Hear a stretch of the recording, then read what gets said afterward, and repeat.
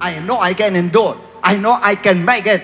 When I am weak, then I am strong. Why? Because I know that my weakness makes God's strength perfect in me. In the presence of God that stays in me. Kaya yung perfect na lakas ng Lord po ay lumalakas sa atin. Kaya pag mahina ka, hindi mo alam, malakas ka pag gano'n. Kaya kahit nangihina ka, panlabas nangihina ka, pero sa loob mo, hindi mo alam, ang lakas. Perfect ang lakas mo nung nandun sa loob. Kasi strength of Christ ang lakas sa'yo. Perfect po.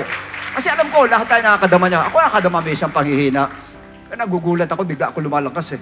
Kasi may nagpapalakas doon sa loob ko. Yung strength ng Lord nagiging perfect kasi totally sumasandal ka na lang talaga sa Kanya.